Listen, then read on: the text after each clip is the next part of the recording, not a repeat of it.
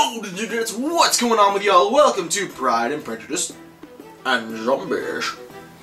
Now, this was recommended to me because apparently it sucks. Apparently what they did is they took Pride and they took Prejudice and inserted some zombie stuff into it. And apparently they didn't change the original writing at all, and the styling is really, really noticeable. So we're going to find out. Now, those who remember my OG channel will remember that I didn't like Pride and Prejudice, so I guess we'll see how much of a difference this makes. Let's do this. So this book also begins with a long intro by the author, which I skipped, because I don't care what you think. I don't. Sorry, author, but I'm not here for your story, I'm here for the one you wrote. Even if it's only a little bit. So I'm going to go ahead and quote the first sentence of this just because it's beautiful. It is a truth universally acknowledged that a zombie in possession of brains must be in want of more brains. It's great. I love that this is how we're starting it.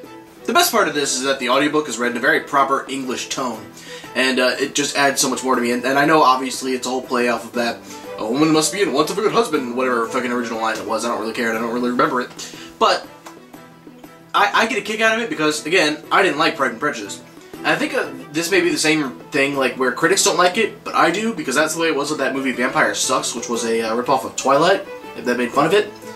And so, I feel like this may be the same thing, because critics really seem to hate this thing, but so far it's making me laugh. You know what, I have to admit, I think this might have made Pride and Prejudice great, because Mrs. Bennet is still doing the whole thing where she's panicking about, I want to see my daughters married, and her husband is like, okay, I'm more concerned about the literal zombies breaking down our door, but you worry about that. I don't know, it adds, like, depth and funniness to it for me.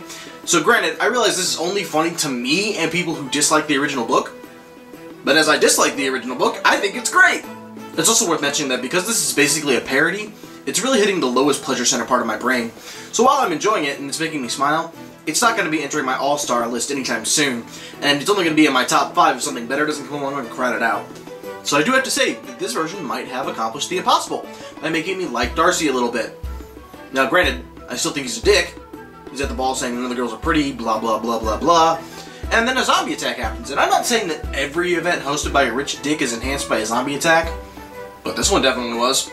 So the Bennet girls all leap into action and begin killing zombies, which makes Darcy actually admire them a little bit. Because if you can't love a girl for her ability to stab a zombie in the eye, then when can you love her?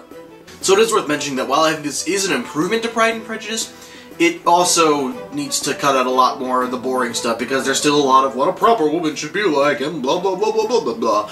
Don't try to be both the dungeon mistress and the gimp she spanks. Be one or the other, because if you just go back and forth, you're just going to get a sweaty rash, and no one's going to get off, least of all the people watching.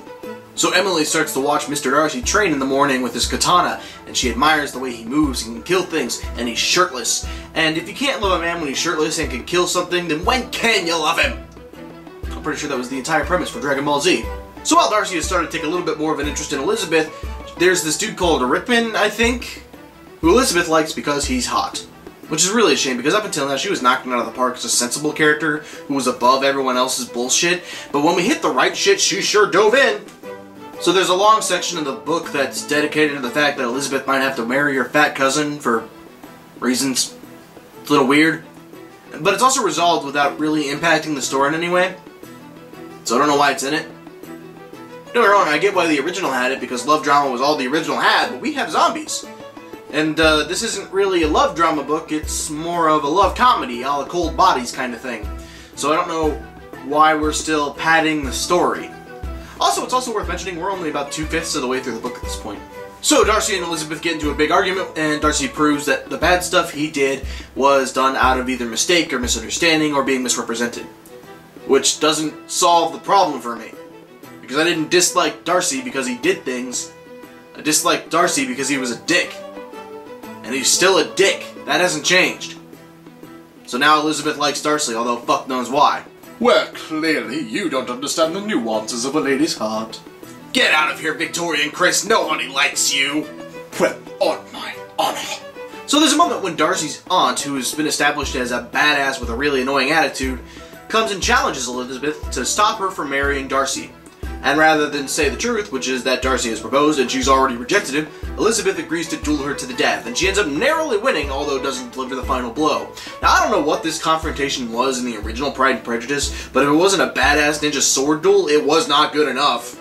So, after this, Darcy ends up meeting up with Elizabeth and apologizes for being an asshat early on. And this is the first time he's actually developed a redeemable quality in my mind. Sure, it reeks of the female idea of changing him into a good man, but you know what, at least he does end up becoming a better man. From there, predictable story, blah blah blah, fall in love, happiest woman in the world, yada yada yada yada yada. So, say what you, and indeed I will, about this series, but the fact is it made Pride and Prejudice interesting enough for me to actually get all the way through it this time.